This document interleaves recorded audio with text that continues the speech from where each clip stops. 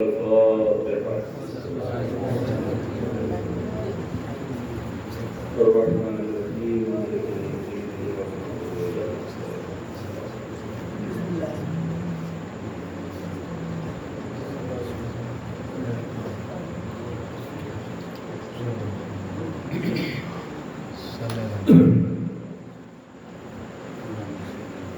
حول ولا قوة إلا بالله العلي العظيم. أعوذ بالله من الشيطان الرجيم. بسم الله الرحمن الرحيم. الحمد لله الذي هدانا لهذا وما كنا لنهتدي لولا أن هدانا الله لقد جاءت رسل ربنا بالحق.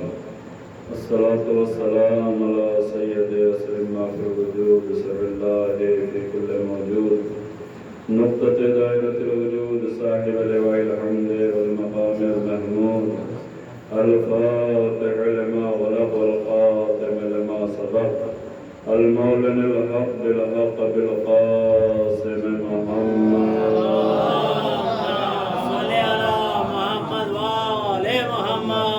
والصلاة والسلام على أهل بيته الطيبين الطاهرين المعصومين المنتجبين المنتخبين الذين أذهب الله عنهم الرجس وطهرهم تطهيرا.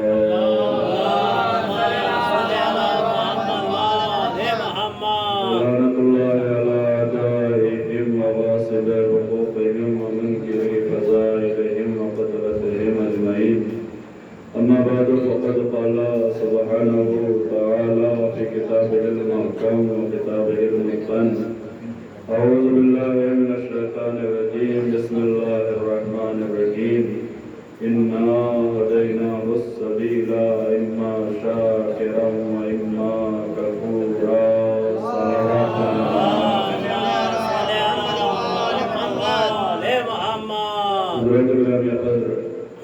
سامعین معظم موالیان حضرت کرام، یہ اس عشرہ مجالس کی آخری اور 10ویں گفتگو ہے جو آپ حضرات سماعت فرمانے کے لیے تشریف لائے ہیں.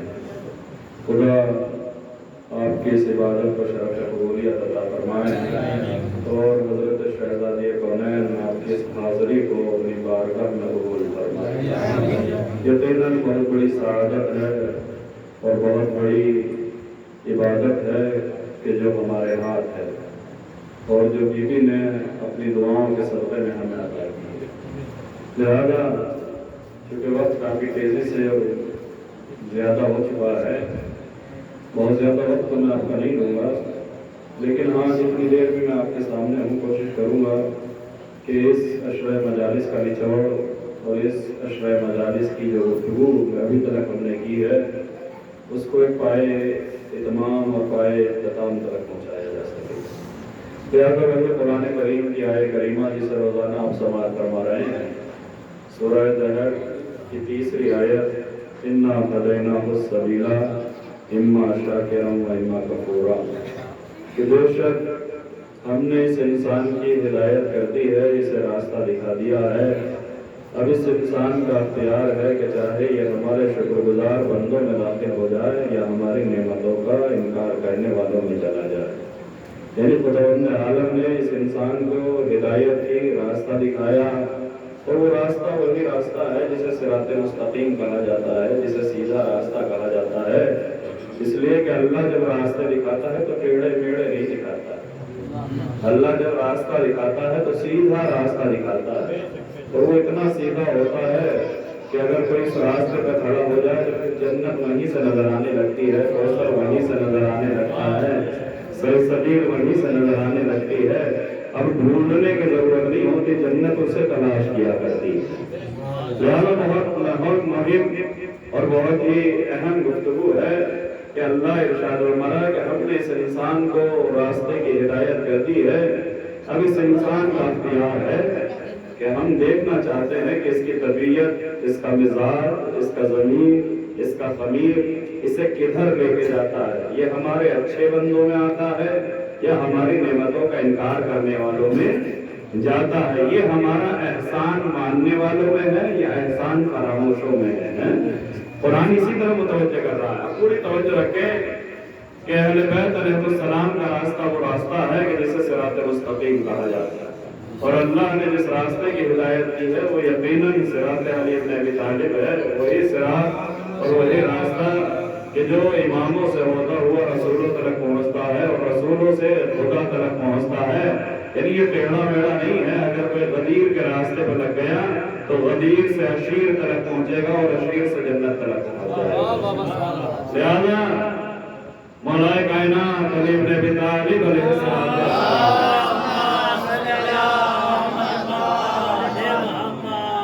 تذکرہ اپنی کا چل رہا تھا، اور کل بھی میں نے اس منزل پہ اپنی بات کو پہنچا دیا تھا کہ قرآن میں جن انبیاء کا تذکرہ موجود ہے ان کے یقین بھی ہمارے یقین سے زیادہ ہے، ان کا ایمان بھی ہمارے ایمان سے زیادہ ہے، اور ان کا اطمینان قلب بھی ہمارے اطمینان قلب سے زیادہ ہے. ان کے سوالات کو دیکھنے کے بعد آپ یہ نہ سمجھ لینا کہ صاحب انہیں تو اتنا بھی یقین نہیں تھا. انہیں جتنا تھا ہم سے زیادہ تھا.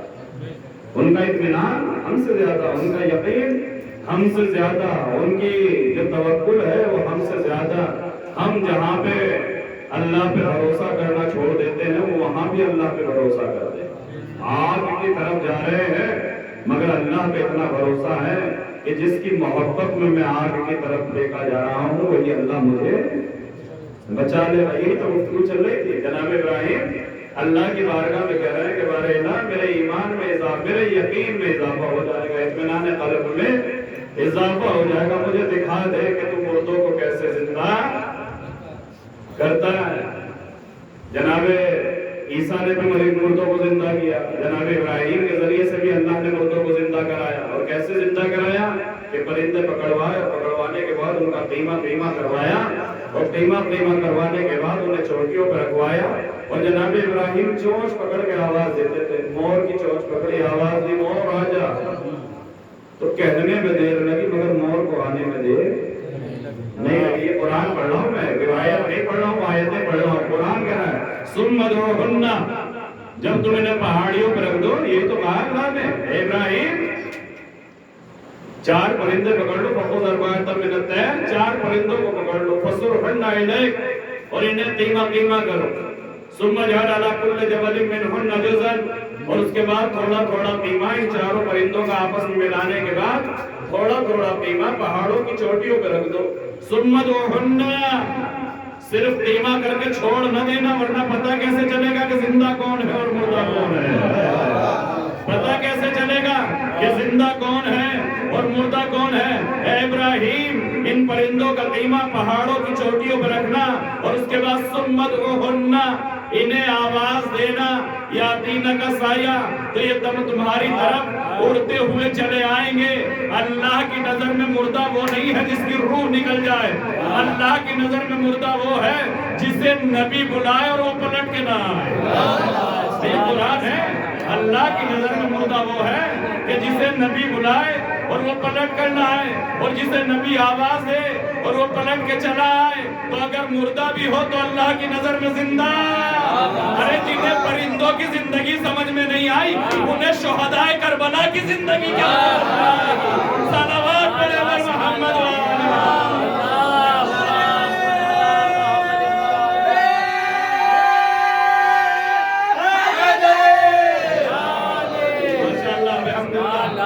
سبحان اللہ.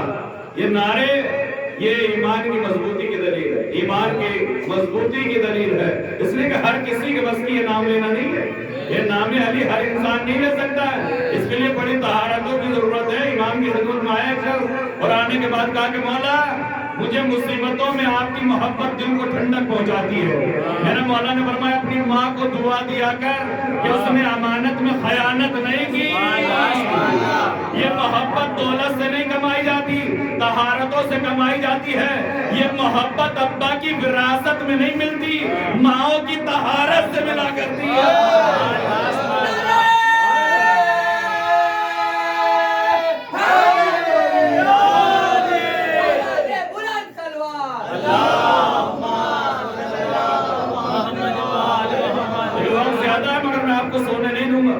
جگانے کی ذمہ داری میری ہے، اس لیے کہ یہ نام تو وہ ہے کہ اگر قبرستان میں لے دیا جائے تو مردے زندہ ہو جائے۔ یہ نام علی ہے، خون رگے حیات بہایا نہ جائے گا، خون رگے حیات بہایا نہ جائے گا، ان سے میرے حسین کو رویا نہ جائے گا، اس کے لیے لہو کی طہارت کی شرط ہے، نعرہ علی کا سب سے لگایا۔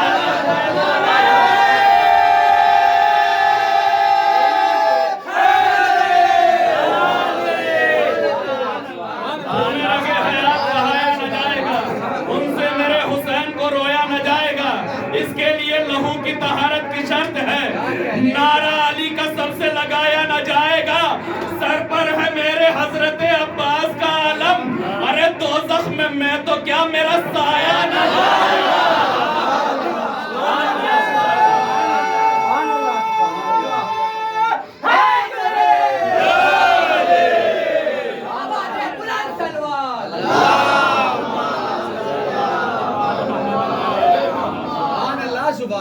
یہ علی کا نام ہے، یہ سروں کو بلند کرتا ہے، یہ ہاتھ ہی بلند نہیں ہوتے، یہ جذبے بھی بلند ہوتے ہیں، یہ حوصلے بھی بلند ہوتے ہیں، یہ روحیں بھی بلند ہوتی ہیں، یہ فکریں بھی بلند ہوتی ہیں، یہ عقلیں بھی بلند ہوتی ہیں، اس لیے کہ علی کا نام ہی بلند ہے، علی کا نام ہی بلند ہے۔ بہت سے نے علی کے مقابلے میں آنے کے لیے بڑی بڑی بیساکھیوں کا سہارا لیا کہ ہمارا قد بھی علی کے برابر ہو جائے، مگر اللہ اکبر کوئی وہاں تلک پہنچا ہی نہیں جہاں تلک علی پہنچے۔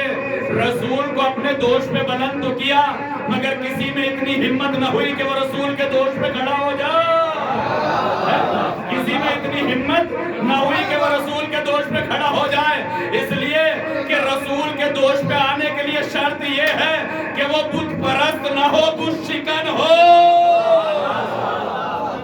اس نے بتوں کو سجدہ نہ کیا ہو، اس نے بتوں کو توڑا ہو۔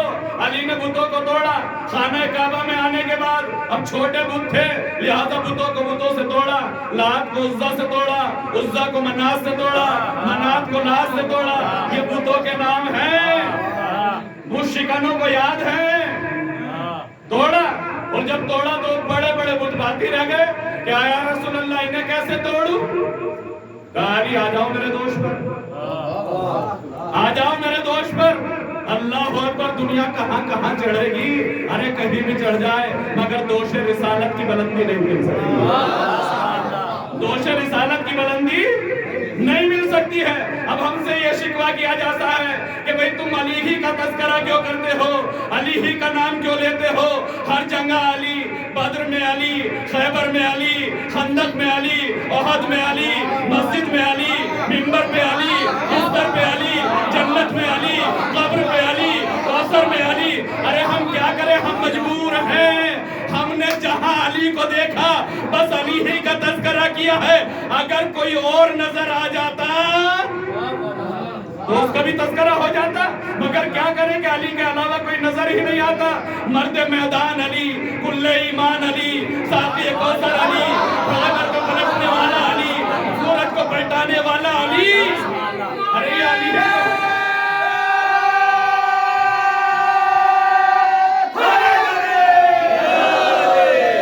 ہم فضیلت دیکھ کے مانتے ہیں، ہم ایسے نہیں مانتے۔ علی علی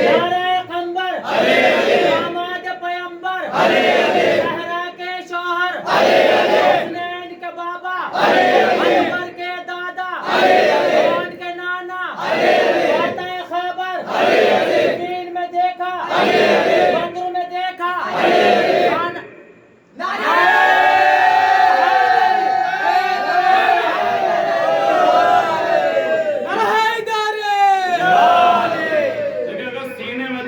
دل میں دھڑکن اور دھڑکن میں علی ہو تو دونوں ہاتھ بلند کر کے نعرہ حیدری، سے ادھار ہے علی کی۔ ہم نے ایسے ہی نہیں مانا، ہم نے فضیلتوں کو دیکھا تو علی کو علی مانا، فضیلتیں دیکھی تو حسن کو حسن مانا، فضیلتیں دیکھی تو حسین کو حسین ماننا۔ ہم کیا کریں، ہم مجبور ہیں۔ فاتح خیبر علی، فاتح خندق علی، فاتح بدر علی، فاتح حنین علی، فاتح صفین علی، تمہارے نام کا بھی کوئی اکھاڑا ہوتا، اگر کسی مرحب و انور کو پچھاڑا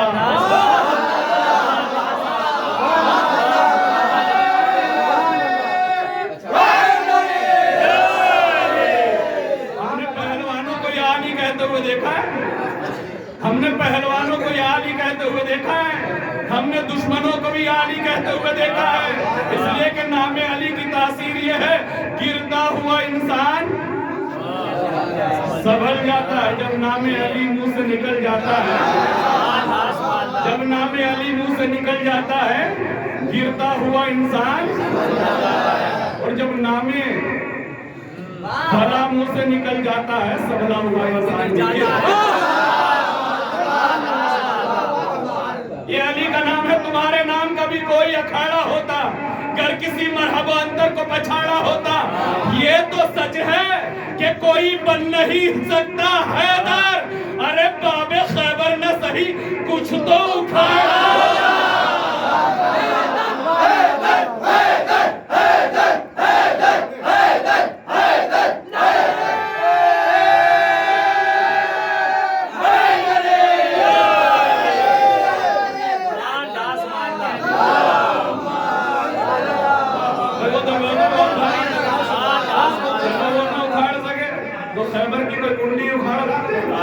تو تمہارا بھی نام لیا جاتا, مگر کیا کریں ہم مجبور ہیں.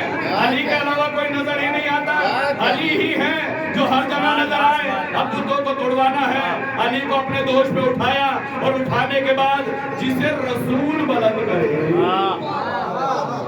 اسے کون نیچا کر سکتا ہے. اب ہماری مجبوری ہے. دیکھیں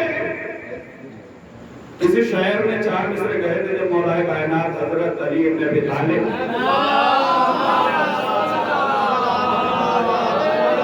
رسول کے دوش پہ پہنچے ہیں نا, تو بے ساکھیوں سے نہیں پہنچے.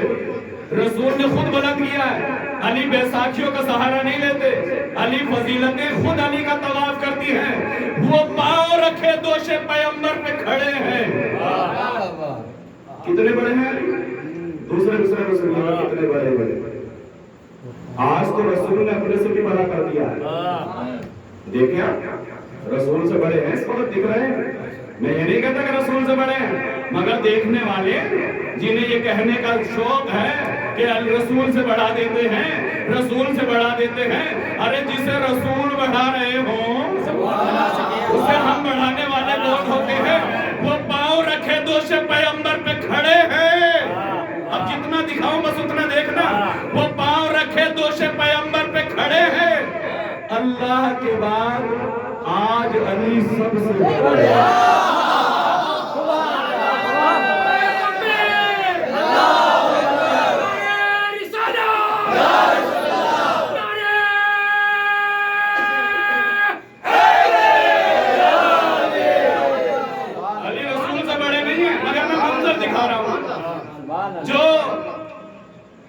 شکنی کا منظر ہے. رسول نے اپنے دوش پہ کھڑا کیا, رسول نے قد بلند کیا, اور کتنا بلند کیا کہ وہ پاؤں رکھے دوش پیغمبر پہ کھڑے ہیں.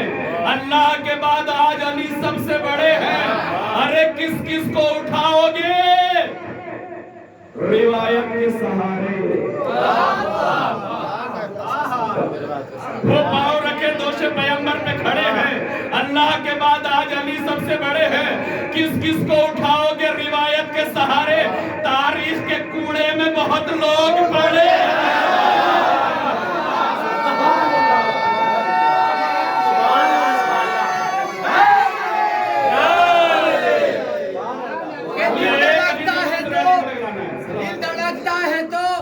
ماتم کی صدا آتی ہے, اور سانس لیتا ہوں تو جنت کی ہوا آتی ہے.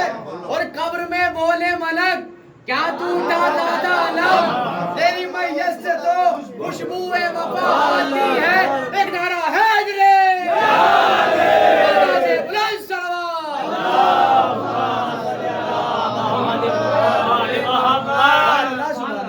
یہ تو ذریعہ ہے ملاقات علی کا بنا. موت حیدر کے غلاموں. کیا ہوا؟ علی کو اپنے دوش پہ بلند کیا, بتوں کو توڑوایا. اب رسول کے قد کی اندازہ لگائے کہ رسول نے علی کو کہاں تلک پہنچایا. بس مجھے ایک علی سے چوتھے علی تلک آنا ہے. اور کچھ فضیلت مولا ہے امام سجاد کی بھی سنانی ہے. یہاں پہلا بھی علی, دوسرا بھی علی, تیسرا بھی علی, چوتھا بھی علی. اس گھرانے میں جتنے ہیں سب علی. پہنچایا. دکھانا تھا کہ علی کہاں تلک پہنچے، علی کا مقام کیا ہے، علی کی بلندی کیا ہے، علی کی عظمت کیا ہے۔ رسول نے پوچھا یا علی کہاں پہنچے؟ کہا یا رسول اللہ اتنا اونچا ہوں کہ اگر چاہوں تو آسمان کے تارے، اگر چاہوں تو آسمان کے تارے توڑ لوں۔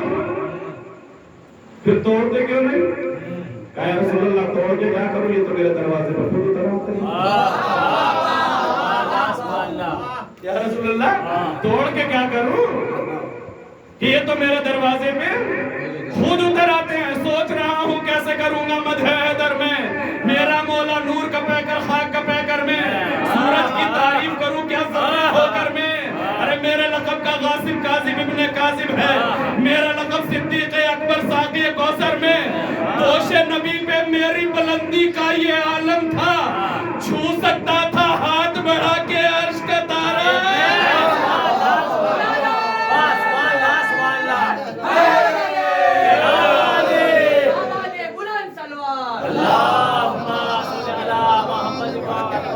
ذروں کے منہ سے سورج کی تعریف اچھی لگتی ہے۔ شاعر کہتا ہے کہ سوچ رہا ہوں کیسے کروں گا مدح حیدر میں، میرا مولا نور کا پیکر خاک کا پیکر میں، سورج کی تعریف کروں کیا ذرہ ہو کر میں۔ میرے لقب کا غاصب کاظم ابن کاظم ہے، میرا لقب صدیق اکبر ساقی کوثر میں۔ میری زوجہ سب سے بہتر اس کا ہمسر، میری زوجہ سب سے بہتر اس کا ہمسر میں۔ دوش نبی پہ میری بلندی کا یہ عالم تھا، چھو سکتا تھا ہاتھ بڑھا کر عرش کا تارا میں۔ عرش کا تارا چھو سکتا تھا پھر بھی کیوں چھوتا، ارے جب اس کو بلوا لیتا ہوں اپنے در پر۔ علی ملک مولا، علی مولا، علی مولا، ستارہ ٹوٹ کر بولا، علی مولا، علی مولا، تارے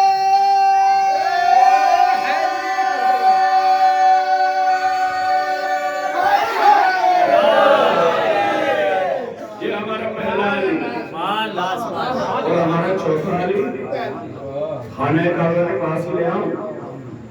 تاریخ یہ بتاتی ہے امام کے زمانے میں جو بادشاہ وقت الشام ابن عبد الملک، یہ اپنے پروٹوکول کے ساتھ اپنے وزیروں کے ساتھ بہت سارے وزیر اس میں اکٹھے کیے اور کہنے کے بعد خانہ کعبہ کا حج کرنے کے لیے آ گیا۔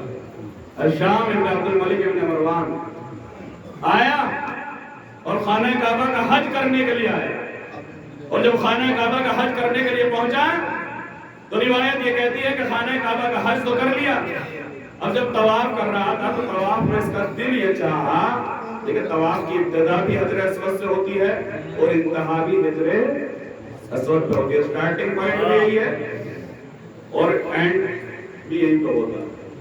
7 چکر لگانے ہوتے ہیں نا طواف میں، تو ابتدا بھی یہیں سے ہوتی ہے حجر اسود سے اور انتہا بھی حجر اسود سے ہوتی ہے۔ اور یہ حکم تو یہ ہے کہ حاجی اس پتھر کو ہر چکر پہ بوسہ دے، ہر چکر پہ بوسہ دے، شریعت کا حکم ہے سب کے لیے۔ لیکن چونکہ بھیڑ زیادہ ہوتی ہے اور راستہ نہیں مل پاتا ہے، لاکھوں کا مجمع ہوتا ہے اور اتنی بھیڑ میں کہاں کس کے بس کی بات ہے کہ جو خانہ کعبہ کا پتھر کو چوم لے، لہذا علماء نے حکم دیا ہے کہ اگر اس تلک نہیں پہنچ سکتے تو ہاتھ اٹھا کر اپنے ہاتھ کو چوم لو۔ کربلا سمجھ میں آ رہی ہے نہیں آ رہی ہے؟ جو ہم سے یہ پوچھتے ہیں کہ انگلی پکڑ کے انگلی اٹھا کر زیارت پڑھتے ہو تو زیارت وہاں تلک پہنچتی ہے یا نہیں پہنچتی ہے؟ ارے کعبے کے پاس جا کر دیکھنا، لوگ اپنا ہاتھ کر کے چومتے ہیں اور اللہ ثواب پتھر کو چومنے کا دے دیا کرتا ہے۔ لہذا پوری توجہ رکھیں، ہمارے اوپر اعتراض کہ عالم کو کیوں چوما، ذوالجلال کو کیوں چوما، تابوت کو کیوں چوما؟ خانہ کعبہ کے پاس جانے کے بعد جا کر کہو کہ بھائی اس پتھر کو کیوں چوم رہے ہو، یہ بت پرستی ہے، یہ شرک ہے، مگر وہاں کوئی کہنے کے لیے تیار نہیں، یہاں ہر کوئی اعتراض کرنے کے لیے تیار ہے۔ شاعر کہتا ہے کہ جو بہادر ہیں وہی لوگ علم چومتے ہیں۔ ہر کسی کے بس کی بات نہیں ہے، یہ تاریخ بہادروں کی تاریخ ہے۔ علم بہادروں کو دیا جاتا ہے، لڑنے والوں کو دیا جاتا ہے، جنگ میں حملے کرنے والوں کو کو دیا جاتا ہے، بھاگنے والوں کو نہیں دیا جاتا۔ شاعر کہتا ہے جو بہادر ہیں وہی لوگ علم چومتے ہیں، جو علم چھوڑ کے بھاگے وہ رقم چومتے ہیں بابا۔ چومتے سب ہیں۔ ابھی اپنا اپنا مقدر ہے کہ کون کیا چوم رہا ہے، ہم علم چوم رہے ہیں، دنیا رقم چوم رہی ہے۔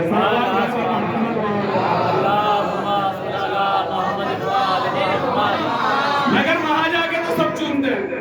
کوئی کعبے کی دیوار کو چوم رہا ہے، کوئی کعبے کے پردے کو چوم رہا ہے، کوئی صفا و مروہ کو چوم رہا ہے، کوئی سنگ اسود کو چوم رہا ہے۔ شاعر کہتا ہے کہ جو بہادر ہیں وہی لوگ علم چومتے ہیں، جو علم چھوڑ کے بھاگے وہ رقم چومتے ہیں۔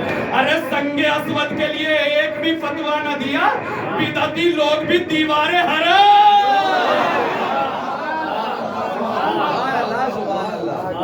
خانہ کعبہ کی دیوار کو چومتے ہیں۔ یہ شاہ ابن عبد الملک آیا ہوا ہے آج کرنے کے لیے، طواف کر رہا ہے، لیکن راستہ نہیں مل رہا ہے کہ اس سنگ اسود کو پروسا دے دے۔ چومنے کا راستہ نہیں مل رہا ہے۔ بادشاہ وقت ہے، منتری اپنے ساتھ، وزیر اپنے ساتھ، مگر یہ بھی اللہ کی عجیب شان ہے کہ بادشاہانہ لباس اتروا کے احرام پہنوا دیتا ہے کہ اپنا کوئی غریب ہے، اپنا کوئی امیر ہے۔ تمہاری پہچان تمہارے گھر میں، اب کوئی پہچاننے کے لیے تیار نہیں۔ جسے راستے میں لوگ راستہ دے دیتے ہوں، سڑکیں خالی ہو جاتی ہوں جس کے ظلم سے، آج وہ خانہ کعبہ کا حج کرنے کے لیے آیا ہوا ہے، مگر کوئی اتنا راستہ نہیں دے رہا ہے کہ یہ سنگ اسود کو اور چومے بغیر چلا جائے۔ تو یہ وزیر کیا کہیں گے کہ کیسا بادشاہ ہے کہ اسے اتنی بھی توفیق نہ ملی کہ یہ سنگ اسود کو چومے۔ ہجوم ہے، بھیڑ ہے، لوگ آئے ہوئے حج کرنے کے لیے، لہذا جب تھک گیا، بہت دھکا مکی کی، اسے ادھر کو دھکیلا، اسے ادھر کو دھکیلا، مگر ایک ازدحام ہے، ایک ہجوم ہے، ایک ٹریفک ہے، ایک بھیڑ ہے، کہاں تک دھکیلتا ہے، لہذا راستہ نہیں ملا۔ اور جب راستہ نہیں ملا تو تھک کے ہار کے ایک طرف بیٹھ گئے، اس کے وزیر بھی اس کے پاس بیٹھ گئے اور انتظار کرنے لگا کہ جلدی سے جلدی جب یہ طواف ختم ہو جائے، جب یہ بھیڑ کم ہو جائے، جب لوگ اپنے گھروں کو چلے جائیں تو ہم آگے بڑھیں گے، اور بڑھنے کے بعد سنگ اسود کو بوسہ دیں گے، سنگ اسود کو چومیں گے، حجر اسود کو چومیں گے، استسلام کریں گے۔ مگر ابھی بھیڑ ختم بھی نہیں ہوئی، ابھی لوگ گئے بھی نہیں، ابھی طواف ویسے ہی چل رہا ہے، بھیڑ جو کی تو، مجمع جیسے کا تیسا، لیکن اس کے باوجود تاریخ نے دیکھا، حشام اپنی نگاہوں سے دیکھ رہا ہے کہ وہی بھیڑ، وہی مجمع، وہی حاجی، وہی حجر اسود، وہی خانہ کعبہ، کہ اتنے میں ہمارے چوتھے امام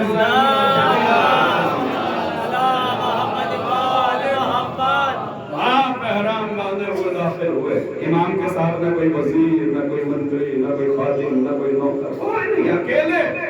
مگر اللہ اکبر، امام کے چہرے کا وہ نور ہوا کہ جس کی نگاہ امام پہ پڑی، تاریخ کے جملے ہے کہ مجمع ایسے پھٹا جیسے کائی پھٹا کرتی تھی۔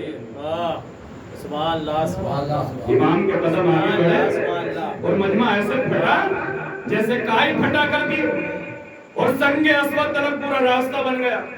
امام نے کسی کو دھکا بھی نہیں دیا، کسی کو ہٹایا بھی نہیں، مجمع خود ہٹتا چلا گیا۔ امام کے قدموں کی آہٹ سن کے مجمع ہٹنے لگا، زمین کعبہ امام کے قدموں کو چومنے لگی۔ امام آگے بڑھے، بڑھنے کے بعد سنگ اسود کو بوسہ دیا۔ اب حشام نے تو پہچان لیا کہ یہ کون ہے، مگر بادشاہ وقت تو خود بنا بیٹھا ہے، لہذا خاموش بیٹھا ہے کہ پاس بیٹھے ہوئے وزیروں نے اور منتریوں نے کہا کہ یہ کون ہے جسے راستہ مل گیا، یہ کون ہے؟ یہ بادشاہ وقت کو راستہ نہیں ملا اور اسے راستہ مل گیا۔ تو حشام نے اپنی خصیاحت مٹانے کے لیے کہا کہ پتہ نہیں یہ کون ہے، میں تو اسے نہیں جانتا، جبکہ خوب جانتا ہے، خوب پہچانتا ہے، لیکن اس کے باوجود اس نے کہا کہ مجھے نہیں معلوم کہ یہ کون ہے۔ تاریخ نے بتاتی ہے کہ جب اس نے یہ کہا نا کہ میں نہیں جانتا کہ یہ کون ہے، تو حشام کا ایک درباری شاعر ہے پرزدہ، وہیں پہ کھڑا ہوا ہے، دربار سے اسے وظیفہ ملتا ہے، پیسے ملتے ہیں، بادشاہوں کے لیے قصیدے لکھتا ہے، ان کی تعریفیں کرتا ہے، اس کے پیسے ملتے ہیں، اسے سیلری ملتی ہے، تنخواہ ملتی ہے، درباری شاعر ہے پرزدہ۔ مگر جیسے بادشاہ کے منہ سے یہ سنا کہ بادشاہ یہ کہہ رہا ہے وزیروں کے پوچھنے پر، جب وزیروں نے پوچھا کہ یہ کون ہے، اس لیے کہ وزیر مدینے کے نہیں ہیں، वजीर कोई शाम का है, कोई तुर्की से आया हुआ है, कोई कहीं से आया हुआ है, कोई यमन का है, लिहाजा वो इमाम को नहीं जानते। वो बादशाह से पूछते हैं ये कौन है जिसे भीड़ ने रास्ता दे दिया और तुझे रास्ता नहीं मिला? बादशाह ने कहा कि मैं नहीं जानता, जबकि जानता था। फरजदक के कानों में जैसे ही आवाज पहुंची, भूल गया कि सैलरी किससे मिलती है, तनख्वाह किससे मिलती है, पैसा किससे मिलता है। हम मोहब्बत का सौदा नहीं कर सकते हैं। फरजदक ने घूर के शाम को देखा और देखने के बाद एक कसीदा कहा, अल्लाह अकबर, अजीब कसीदा कहा इमाम की शान। दिल में मोहब्बत अहले बैत थी, नौकरी उनकी कर रहा था, पैसे उनसे मिल रहे थे, कसीदे उनके कहने चाहिए थे और कहे भी, लेकिन जो इमाम का कसीदा कहा ऐसा कसीदा उनका नहीं कहा। जैसे ही हश्शाम ने कहा कि मैं इन्हें नहीं जानता, तो फरजदक से बर्दाश्त नहीं हुआ, निगाहों को उठाया, वजीरों को देखा और वजीरों से कहा कि इस आदमी का ये कहना कि मैं इन्हें नहीं जानता, इस शख्स की अजमत में कोई कमी नहीं कर सकता है। मेरे इमाम की अजमत में कोई कमी नहीं होती इसके ये कहने से कि मैं इन्हें नहीं जानता। इनकी इज्जत में, इनकी आबरू में कोई कमी नहीं होती, इसलिए कि ये जानता हो या न जानता हो, मगर काबा इसे पहचानता है, संगे अस्वद इसे पहचानता है, हरम इसे पहचानता है, हिलल इसे पहचानता है। इसे तो सारी दुनिया पहचानती है और पहचानती है, तभी तो रास्ता मिला। और अब कसीदा कहना शुरू किया, अल्लाहु अकबर, अजीब कसीदा। ए हश्शाम, तू कह रहा है कि तू इन्हें नहीं जानता। अजीब शेर है, 30-35 शेर हैं, लेकिन मुझे आपको सारे नहीं सुनाते, एक शेर में आपको सुना, एक या दो शेर। हश्शाम से कहता है फरजदक फिल बदी, पहले से सोच के नहीं आया है, लेकिन यहाँ पे मरसिया हुआ, सोजो सलाम हुए, पहले से लिखे हुए हैं, पढ़ दिए, मैं मजलिस पढ़ रहा हूँ, पहले से सोच के आया हूँ और पढ़ रहा हूँ। लेकिन फरजदक का कमाल ये था कि पहले से कोई कसीदा कहते नहीं आए, हाथों हाथ इमाम की शान में कसीदा का, और भूल गया कि किससे पैसा मिलता है। हश्शाम की निगाहों में निगाहें डाल के एक जुमला कहा, ऐ हश्शाम, तू उसके बारे में कह रहा है कि मैं इसे नहीं जानता।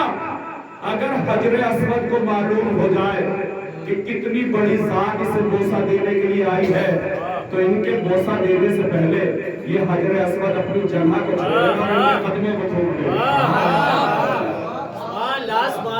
इनके चूमने से पहले ये हजरे अस्वद अपनी जगह को छोड़ेगा और इनके कदमों को चूम लेगा। उसके बाद अजीब शेर कहा ये वो है कि तंग हाली में, गुर्बत में, फकीरी में भी इनके दोनों हाथ फकीरों के दामन पे ऐसे बरसते हैं जैसे आसमान से बारिश हुआ। तेरी दी हुई तनख्वाह क्या और इनके दिए हुए इनाम क्या, अल्लाह इमाम की शान में पूरा कसीदा। और जब कसीदा कह दिया तो फरजदक से अपनी जिल्लत बर्दाश्त नहीं हुई, हश्शाम से अपनी जिल्लत बर्दाश्त नहीं हुई। हश्शाम ने फरजदक को घूर के देखा, तेरी इतनी मजाक, शायर हमारा, नौकर हमारा, हमसे पैसे लेता है, कभी हमारे लिए तो तुमने ऐसा कसीदा नहीं कहा। आज तुझे क्या हो गया कि इनके लिए तुम अच्छा कसीदा कह दिया और पैसे हमसे लेता है, मगर हमारे लिए कभी ऐसा कसीदा नहीं कहा। तो हश्शाम ने एक जुमला कहा कि कसीदे फजीलतों को देख के कहे जाते हैं। तेरे पास ऐसी फजीलतें कहाँ कि तेरे लिए ऐसे कसीदे कहे जा सकते। हश्शाम के दिल में ये कीना बैग है, इनकी फजीलतों के दुश्मन थी दुनिया, वरना इन्होंने किसी की जमीन नहीं घेरी थी, इन्होंने किसी की हुकूमत नहीं छीनी थी। ये तो अपने घर में मसरूफ इबादत थे, जिन्हें सजदों से फुर्सत नहीं, जिन्हें इबादतों से फुर्सत नहीं थी। उन्हें दुनिया ने सुल्तान नहीं कहा, बादशाह नहीं कहा, इन्हें सैयदुस साजिदीन कहा, इन्हें ज़ैनुल आबिदीन कहा।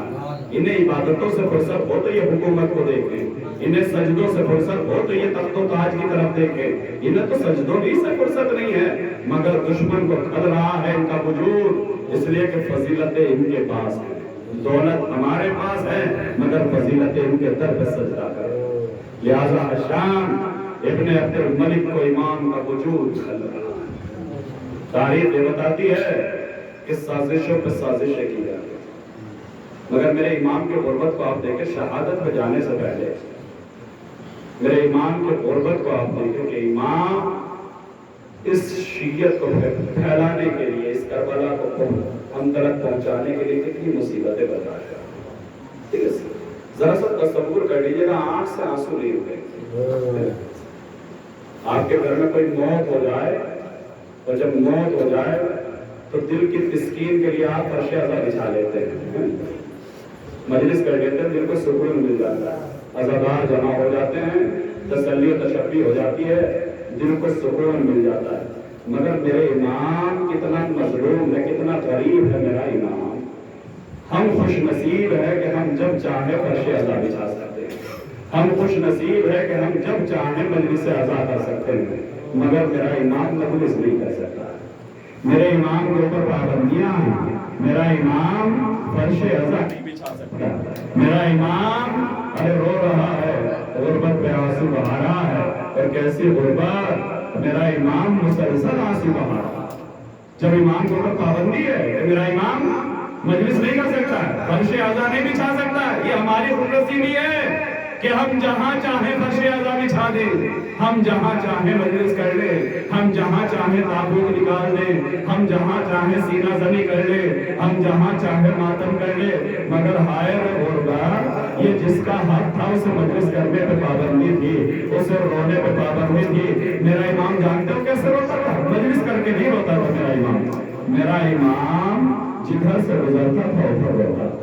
تاریخ یہ کہتی ہے کہ راستے سے گزر رہے ہیں، ایک قصاب کو دیکھا کہ وہ گوسفند کو ذبح کر رہا ہے، مجلس کا انتظار نہیں ہے، اس لیے کہ مجلسوں پہ پابندی ہے۔ میرا امام مجمع اکٹھا نہیں کر سکتا ہے، کربلا نہیں سنا سکتا ہے، چلتے پھرتے میرا امام روتا ہے، اپنے دل کے ارمان نکالتا ہے۔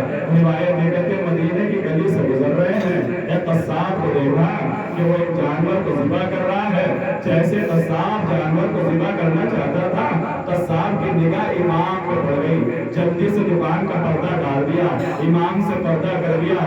امام سیدھے نہیں گزرے، میرا امام گلیوں میں کربلا سناتا تھا، میرا امام ایک ایک کو کھڑا کر کے اس کو کربلا سناتا تھا۔ مجلس کرنے پہ پابندی تھی، رونے پہ پابندی تھی۔ ہائے رے غربت امام، ارے جس کا باپ مر جائے اس میں اتنی پابندی کو اپنے باپ کو بیٹھ کے رو بھی نہیں سکتا، چلتے پھرتے کربلا سناتا تھا۔ روایت یہ کہتی ہے امام نے دیکھا کہ اس قصاب نے پردہ ڈال دیا، امام سیدھے نہیں گزرے، امام نے پردہ ہٹایا، قصاب کے پاس گئے، اے بھائی تو نے یہ پردہ کیوں ڈال دیا؟ مولا آپ کی وجہ سے ڈال دیا کہ آپ برداشت نہیں کر سکے۔ اے بھائی میں تجھے ذبح کرنے سے منع نہیں کرتا، شریعت محمدی میں ارے حلال جانوروں کا ذبیحہ اللہ نے حلال رکھا، میں تجھے روکتا نہیں ہوں، مگر اتنا بتا دو تمہیں اسے پانی بھی پلایا نہیں پلایا؟ کربلا سنا رہا ہے میرا امام۔ اے غربت، ہائے کیسے کربلا پہنچائی ہے میرے امام نے۔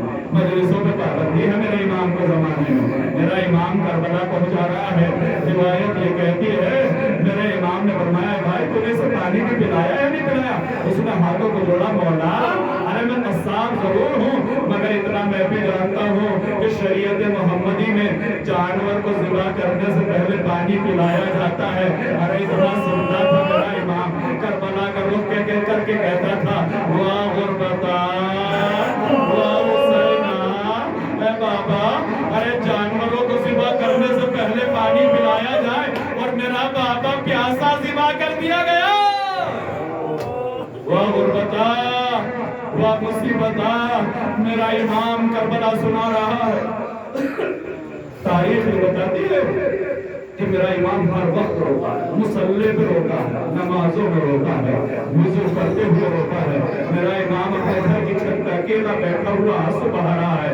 روایت یہ کہتی ہے امام کا ایک صحابی منہار ہے جو امام کے گھر کے برابر سے گزر رہا ہے، پتنالے سے کچھ پانی نیچے گر رہا ہے، جیسے پتنالے سے پانی کو گرتے ہوئے دیکھا، منہار نے اپنے نماز کے کپڑوں کو اٹھایا کہ کہیں ایسا نہ ہو کہ چھینٹ پڑ جائے اور کپڑے نجس ہو جائیں۔ دروازے پہ کھڑی ہوئی کنیز نے یہ منظر دیکھ لیا، آواز دی منہار کیا کر رہا ہے؟ کہا پتنالے سے پانی گر رہا ہے، میں اپنے کپڑوں کو بچا رہا ہوں کہیں نجس نہ ہو جائے۔ کنیز نے سر و سینہ پھیر دیا، منہار ارے یہ کوئی نجس پانی نہیں ہے، یہ تیرے امام کے آنسو ہے، जब तेरा इमाम अपने बाप पे बहा रहा है, इतना सुना कि मिनहाल अपना काम भूल गया, बाला खाने पे आया, क्या देखा इमाम के सामने वुजू का पानी रखा हुआ है, इमाम चुल्लू में पानी लेते हैं। अरे करबला याद आ जाती है। जानते हो इमाम कैसे मजलिस करते थे? तुम्हारे मजलिस करने में और इमाम के मजलिस करने में कितना फर्क है। इमाम की गुर्बत पे आंसू बहाना, तुम मजलिस करते हो, कुर्सी लगाते हो, मिंबर लगाते हो, जाकिर को बिठाते हो, जाकिर मुसीबत पड़ता है, आप रो लेते हो। इमाम पे पाबंदी है, इमाम मजलिस नहीं कर सकते। इमाम क्या करते थे? इमाम अपने चुल्लू को मिंबर बनाते थे, पानी को डालते थे, पानी जाकिर बन जाता था, और इस पानी को देख के इमाम को अपने बाप की प्यास लगता जाती थी। इमाम की मजलिस हो जाती थी, अकेला बैठा मेरा इमाम रो रहा है। मिनाल कहता मैंने ये मंजर देखा, मैं इमाम के करीब बैठा, मौला अरे कब तक आंसू बहाते रहेंगे, मौला कब तक रोते रहेंगे। 35 साल इमाम ने क्रिया किया है करबला के बाद, रोता रोता मेरा इमाम चला गया। मिनहाल ने मेरे इमाम को संभालने के लिए कहा, मौला कब तक रोइएगा। मेरे मौला ने एक जुमला कहा, मिनहाल अरे तूने इंसाफ नहीं किया। अरे याकूब के 11 बेटे थे, एक बेटा आंखों से ओझल हुआ, मरा नहीं था, मगर कुरान ये कहता है इतना रो कि आंखें सफेद हो गई। अरे हाय मेरे 18 यूसुफ, अरे करबला में ज़िबा कर दिए गए। अरे जिनकी नजीर न थी, जिनकी मिसाल न थी। ए मिनहाल अगर मैं आंसू न बहाऊं तो क्या करूं? ए मिनहाल जब आंखें बंद करता हूं तो बाबा का कटा हुआ सर नजर आता है। ए मिनहाल अरे पानी देखता हूं तो बाबा की प्यास नजर आती है। अल्लाह अकबर। मिनाल कहते हैं मौला अरे शहादत तो आपकी मीरास है, मौला मीरास पे क्यों आंसू बहा रहे हैं? मेरा इमाम रुक के कहता है मिनहाल अरे फिर इंसाफ नहीं किया। अरे शहादत हमारी मीरास है, मगर क्या माँ बहनों का बाजारों में नंगे सर फिराया जाना? अल्लाह अकबर। कोशिश करना कोई आंख बगैर आंसू के न रह जाए। ये आंसू फातिमा की अमानत है। अरे ऐसे रोया करो जैसे बूढ़ी माँ अपने जवान बेटे पे रोती है। आज करबला के अज़ादार का मातम करने के लिए आए हैं, आज करबला वालों को रोने वाले का मातम करने के लिए आए हो।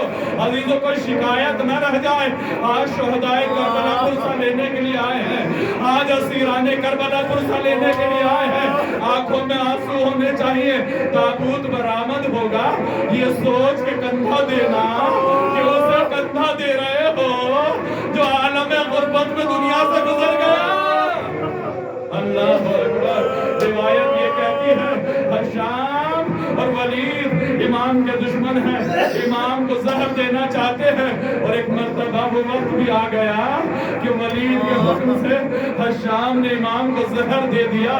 तारीख ये बताती है मेरा इमाम तड़प तड़प के दुनिया से गया, मगर जब दुनिया से गया तो इमाम मोहम्मद बाक़िर तशरीफ लाए, अपने बाबा को गुस्ल देने लगे। तारीख ये बताती है 4 जनाजे ऐसे हैं जिन पे गुस्ल देने वाले चीखे मार के रोए। 4 जनाजे तारीख इस्लाम में ऐसे हैं जिनको गुस्ल देने वाले अरे गुस्ल देते वक्त चीखे मार के रोए। पहला जनाजा फातिमा ज़हरा का है कि जब अली गुस्ल दे रहे थे तो चीख मार के रोए।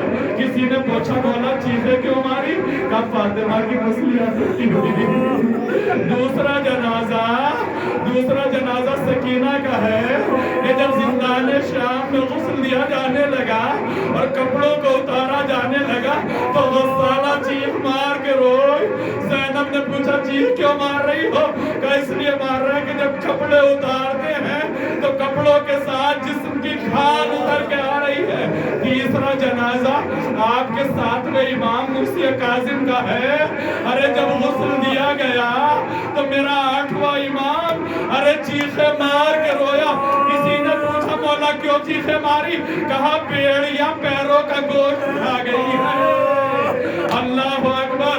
और चौथा जनाजा हमारे और आपके चौथे इमाम का है। जब 5वें इमाम गुस्ल देने के लिए आगे बढ़े, अरे अपने बाप को गुस्ल दे रहे हैं। तारीख ये बताती है जब गुस्ल देना शुरू किया तो गुस्ल देते देते मेरा 5वां इमाम अरे चीख मार के रोया। किसी ने गुस्ल के बाद पूछा मौला अरे आपने चीखें क्यों मारी? मौला ने फरमाया अरे कमर पे ताजियानों के निशान